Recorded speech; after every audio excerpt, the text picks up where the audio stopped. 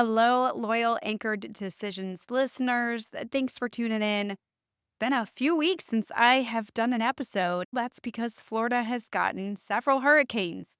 So we had several days off school where my kids were home with me, and it's a little hard for me to record podcast episodes with crazy kids running around because of our renovations. We have no doors in most of the rooms right now, so it's not like I could even lock myself in my office.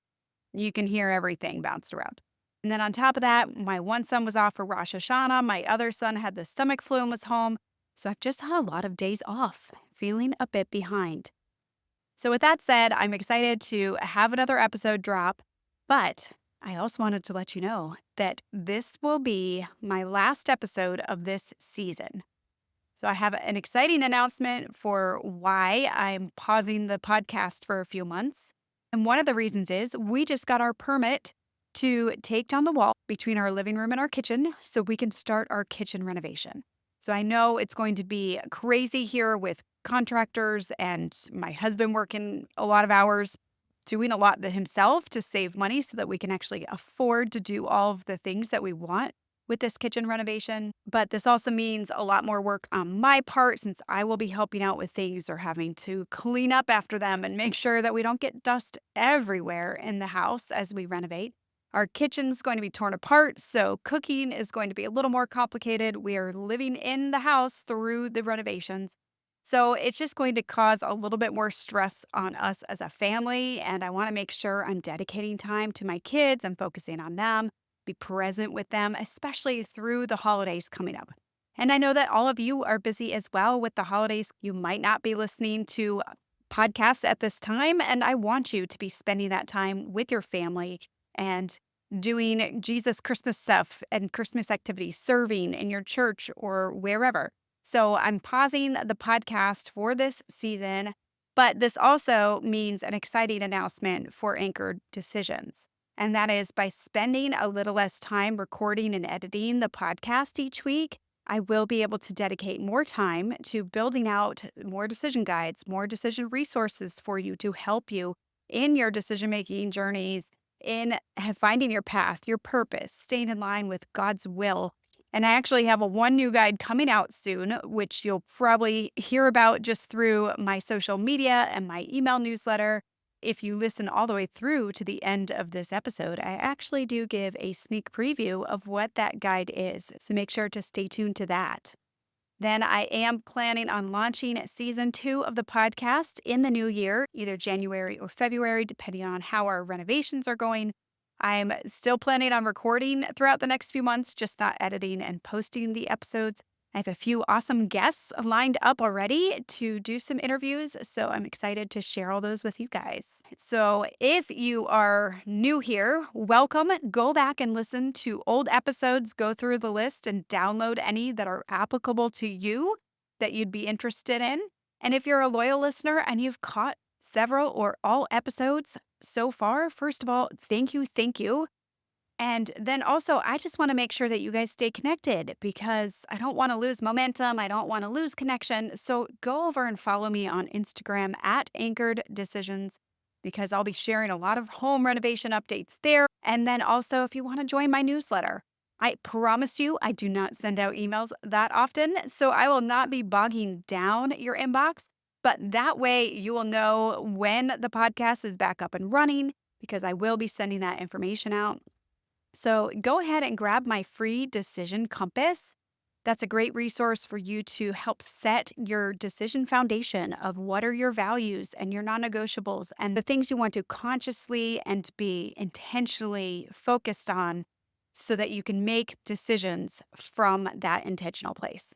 So grab that at anchoreddecisions.com/compass. That will get you signed up for my emails so that way you're able to stay informed. Now, with all of our announcements out of the way, I'm excited to introduce this week's topic. This came from a Bible study that I did forever ago, I think back in maybe 2012. So it's been a while, but the topic still is, but I still remember so much of what was said. And this came from an Andy Stanley Bible study called The Power of the Path. It was a video series I did with my Bible study group, and it just resonated with me so much and has so much wisdom to carry through life, yet is a simple overall topic of what is the wise thing to do, what's the wise path to take. So I can't wait to dive into this with you today. Welcome to the Anchored Decision Show. I'm your host, Lauren Black, the world's biggest overthinker turned decision coach, all by the grace of God. Now I'm on a mission to help you make easier decisions, discover God's will, and live with purpose. Tune in weekly to hear real-life decision stories, expert insights, and faith-based strategies to help you navigate your decisions with confidence. So ditch your pros and cons list and learn to make better decisions without asking your mom or losing another night of sleep. Let's go.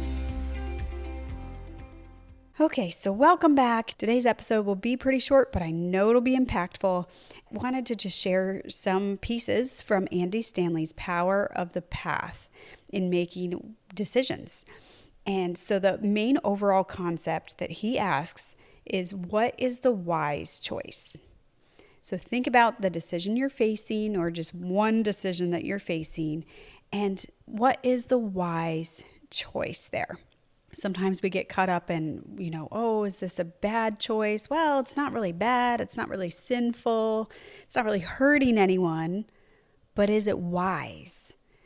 And so you have to look at down the path, as Andy Stanley calls it, and what direction is this choice taking you?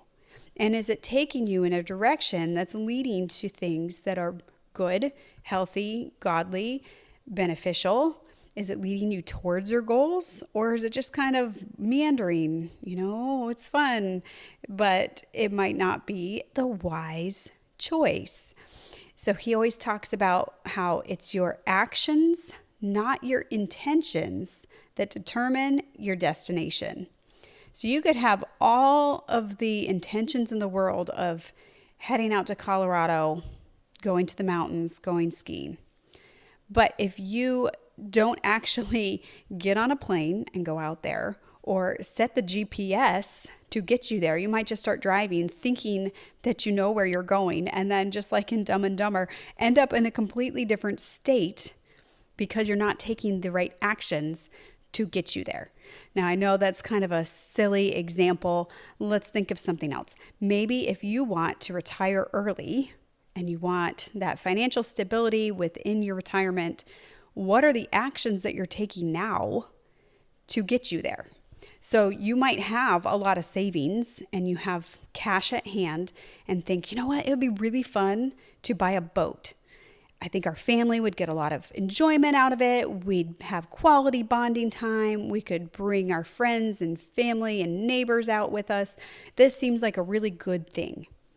But if you haven't been saving for retirement and you don't have any savings set aside for that, then buying a boat right now, yes, it might be fun. It might have a lot of good things that come out of it. But is it the wise thing? And is it what's leading you to your end destination of being able to retire early? No. Save for retirement first. And then if you've got enough in savings and you're doing well with that and you have money left over, then you buy the boat.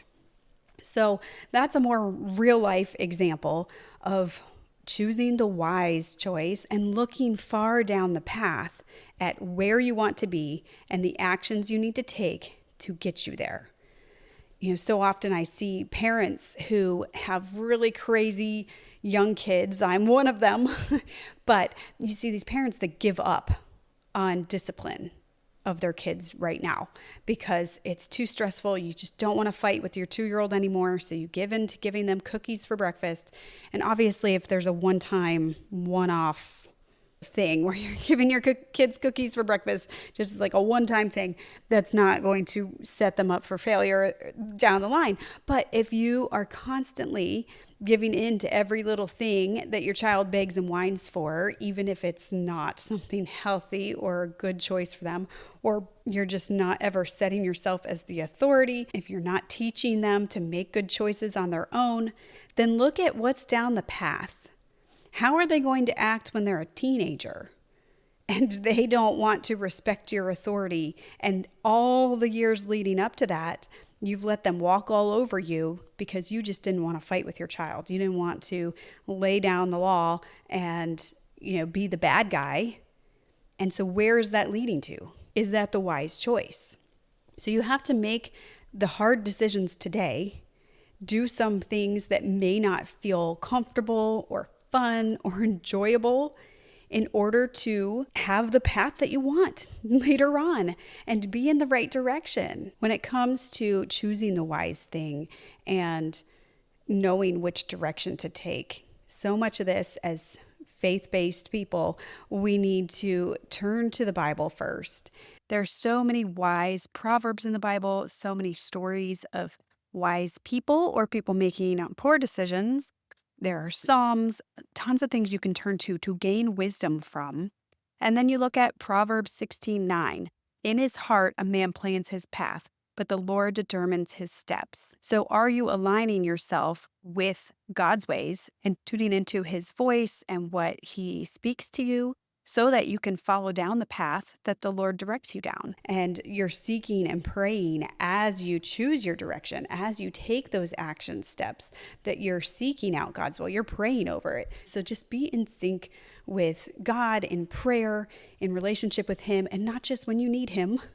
It's like the child that if your kid only comes to you when they want candy, do you think you're going to give them candy and they never want to talk to you any other time? No, you need to build that relationship. Be in connection with God. Be praising him. Have a heart of gratitude and thanksgiving. Then when it's time to ask God for direction, for help, for knowing what's the wise choice, then he'll give that to you. In the book of James, he tells his audience, if any of you lacks wisdom, you should ask God, who gives generously to all without finding fault, and it will be given to you. And it's funny that the way it's phrased has always rubbed me in an interesting way. Like, God wants you to ask for wisdom, and he won't find fault in you. Where it's like, he knows that we are not wise on our own accord. He knows that we are not the smartest beings. He calls us sheep in the Bible a lot, like dumb little sheep that need our shepherd to guide us. And in the Proverbs, it talks about men are wise in their own eyes, but it's often foolishness to God.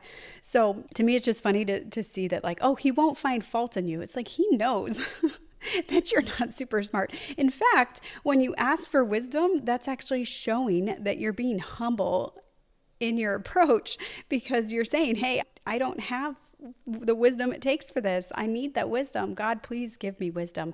So that's just a humble way to seek out wisdom, to ask him, and ask him all the time. It's not a one and done thing. Constantly be asking over all of your decisions and all of your actions that you take for God's wisdom. So let's give a few more examples of what it could look like to do a wise choice versus one that just seems like, oh, it's not really a bad thing. It's not that harmful. So one would be a financial decision of buying a car that might be a little beyond your means. So is it sinful to take out a car loan? No. Is it something that, if you've got a stable job, will you most likely be able to make those payments? Yes. But is it wise to go into debt for something that's more borderline you can't afford? Or would it be more wise to choose a car that's a little more within your means? That way, if something happens in your life, some emergency comes up, you lose your job, or a hurricane comes and wipes out your house, there's a flood, a tornado, any natural disaster, or a medical thing comes up in your family and you have all these medical bills. In those instances, you do not want to be so tight and money strapped because you chose a vehicle that was pushing it as far as what you could afford. So what is the wise choice there? Okay, so what's another example? Maybe a career decision, maybe taking the higher paying job with no work-life balance versus a job that allows you to have more time with your loved ones. The Bible doesn't prohibit ambition or earning money. There's a lot of really rich people in the Bible, including Solomon and David and Job. But is it wise to let your job consume all of your time, your energy, take away from your relationships? You might go through burnout or kind of drift spiritually if your job is all consuming.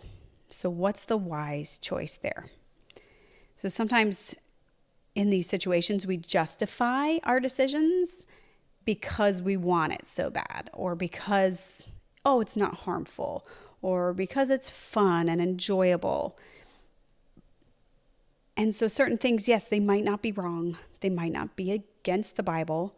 And the really small, seemingly harmless decisions don't seem like that affects anything. But over time, those decisions add up.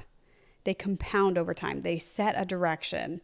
And so it might be little steps that you're taking in the wrong direction that eventually lead you off the path to the point where you go, wait, how did I get here?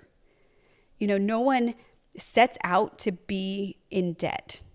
No one's like, oh, I'm going to go max out every credit card and buy a house that's beyond my means that I struggle to make the payments on. And I just want to live right in the red where I'm constantly stressed for money. That sounds like a good plan. I'm going to go there. No, it happens slowly over time when you max out one credit card and then you open another credit card and then you buy a car that's pushing it on your expenses. And then, oh, my husband's turning 40. I need to throw this big birthday party. And it ends up costing more than you expected. And then you do renovations on your house that cost more than expected. And all of a sudden, you are in debt. And then if something happens, like I mentioned before, some medical thing comes up or a natural disaster or your car gets in an accident and the other driver didn't have insurance and your insurance doesn't want to cover it, something like that can put you over the tipping point. And it's like, wait, how did I even get here? Well, you made little small choices that were not wise decisions. The same thing with relationships. No one sets out, at least I hope not, to get married just to get divorced. Say, oh, this will be my first husband, blah, blah, blah. You hear that joked about in some movies, but I don't really think anybody actually sets out to wreck a relationship down the line. Like you say your vows like to have and to hold forever through good and through bad, through ups and downs and sickness and in health. You say these vows and hopefully most people mean them. And yet we get to the point where 50% of the population are getting divorced, including Christians. A lot of Christians end up in that boat. And so how did people get there? It doesn't just happen overnight. It happens with putting your job first and having less time. It happens with then maybe talking with a coworker and developing kind of an emotional attachment with a coworker that you're talking to. And then stretching your finances to the point where then you guys start having issues with your marriage and then not talking things out when you have problems arise. And, just these little baby steps that take you from this strong, happy, healthy relationship of, honeymoon phase right after marriage. You're so in love and involved with each other to drifting one step at a time. And so what are those steps you are taking in your life? And are they wise? And are they leading to the destination that you want? So one question you can ask yourself is, in light of my past experiences, current decisions, and future hopes, what is the wise thing to do? So look back at your track record, look back at things that you've done in the past or others who have done wise or unwise things in the past. Look at your current circumstances and what's right in front of you, and then look at the future, and that will help you choose the wise thing. So what are some other ways we can also figure out what the wise thing is? Because sometimes we might be torn, or you're so close to the trees you can't see the forest through the trees, I think it is, where like you're too close to the problem and you're so excited about the idea of it that you sweep the red flags under the rug. I even had dating relationships in college. From day one, this one guy was so cheap. And we were hanging out. We went to just get smoothies. We were at the mall. And the lady goes, oh, are you together or separate? And he goes, better be together. Thanks, Lauren. And so I had to pay for his smoothie. And that should have been a red flag. We weren't even dating yet. That should have been a red flag for me, that this was not the type of person I wanted to be with, someone that was like that cheap from the start. And it was kind of forcing me to pay for him without even asking, or like waiting, that awkward pause of waiting to see who's going to pay, or at least pay for his own. Like, if he's not going to pay for mine, it's fine. We weren't dating yet. But he kind of like forced me to buy his as well. And so that was a red flag, but I was so excited about the idea of this turning into a relationship that I was willing to sweep that red flag under the rug. So look for outside advice, outside eyes. At one point with that guy, we did end up dating, and my sister couldn't take it any longer. And finally, at one point, in front of my parents, mentioned something. Do you really want to be with someone like that the rest of your life that's that cheap? And I was like, oh, no. And so at that point, I was like, well, now I can't keep dating him, because now my whole family is exposed of how cheap he is. And thank goodness that I broke up with him, because A, I wouldn't have found Josh, but B, that just there were other things. Obviously, it's not just that he was cheap, but that was just one of those red flags that I was sweeping under the rug, that I was kind of ignoring, was not paying attention to, because I wanted the fun of that relationship. So have wise advisors and counselors ask. Thank goodness my sister took the initiative to say something to me, because I'm the type that usually doesn't speak up to others and just like, well, they'll figure it out on their own. Or I might ask them questions generally without actually pushing it, because I don't want to overstep my bounds. But we do need wise advisors in our life. Be willing to ask people, hey, what do you think? What are your thoughts on buying a boat?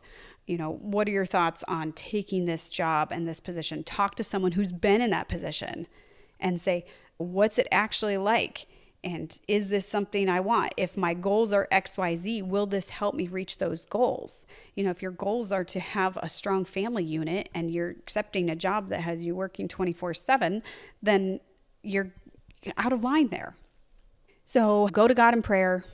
Seek wise advisors, go to people who've had experience. And sometimes you don't even have to talk to someone one-on-one to see this. Go on Reddit, go on Facebook groups, do some searching, make sure that their situation aligns with yours. So often I see people posting on Facebook like, hey, so I really want to homeschool my child. What curriculum should I use? It's like, how are a bunch of strangers supposed to tell you what curriculum to use? They don't know anything about what your child's interests are, what their strengths are, what your family dynamic is like, how your child learns best. Find someone whose kid is like your kid and then ask them, hey, did the homeschool curriculum you used, did that work for you? What were the pros and cons of it? Did you like it? Or which ones did you like? Which ones have you not liked? But you need to find someone who has similar life experiences and a similar child to yours. And so it's the same in any situation. There are people that might make certain things work. Somebody who might buy a boat when their finances, they don't have anything saved for retirement, but maybe they have 4 income properties that they're able to sell at some point and have all the retirement they need from these properties that were a great purchase at one point. And so, yeah, they might not have cash in the bank right now for their retirement, but they've got a different means of it. And that works for them. But maybe for you, your situation's different. So just make sure you're coming at it full picture, good advisors, seeking out God's ways, and turning to trusted advisors if needed, including financial advisors or a real estate advisor. Go to the experts in the field of whatever you are considering. Go to a career advisor if you need to. It is so much better and wiser to seek the counsel first than to take the wrong path and then end up in one of those, what was I thinking? How did I end up here? Oh, I didn't know it was going to be like this. Take the initiative first to set your direction on the wise path. So I think I'll end it with that. I hope this was helpful. If you have time to do the Andy Stanley study on the power of the path, or I think he even has it via podcast now. I think you can find it on his podcast. Definitely look it up. He obviously does a way better job than me diving into it, but just wanted to pass his message along and hope that that encouraged some of you. And then also, I wanted to fill you in. I have a new decision guide coming out. The topic of this next decision guide is, should you quit your job? So if you know someone that is struggling with the decision of whether or not to quit their job to either stay home with their kids, find a different position, find something part-time, start a business, anything like that, then send them my way. I'm through October, seeking beta testers for this guide, and so they can get it for free in exchange for feedback and testimonial. So send them my way. And if that's you, then shoot me a message. So that concludes today's episode as well as season 1 of the podcast. Thank you so much to everyone who's tuned in and listened. Please leave a rating and review if you've enjoyed my content, or tag me on Instagram with your favorite episode. Send me a message. I would love to hear what you're looking for more of, so that as I create content for season 2, it's things that you want to be listening to. So shoot me a message, or I do have a form on my Anchor Decisions podcast site that you can fill out with guest recommendations. If you know someone or if you want to be featured, either sharing a decision story, getting coached on a decision, sharing some tips for how to make a decision in your field of expertise. I would love to have those type of stories on the podcast. So go ahead and find that at anchoreddecisions.com/podcast. That's where you can find links to all of my episodes and the show notes there. So I hope that you will take the time to just connect with me so I can see how to serve you best. And in the meantime, I hope you have a great holiday season. Be blessed, stay safe, and take care. Thank you so much for listening. If you're looking to make better decisions for you, founded on faith and your priorities, go grab my free Decision Compass. This will help you set the lens from which you make your decision to be sure you're making the best, most intentional decisions. Download it now at anchoreddecisions.com/compass.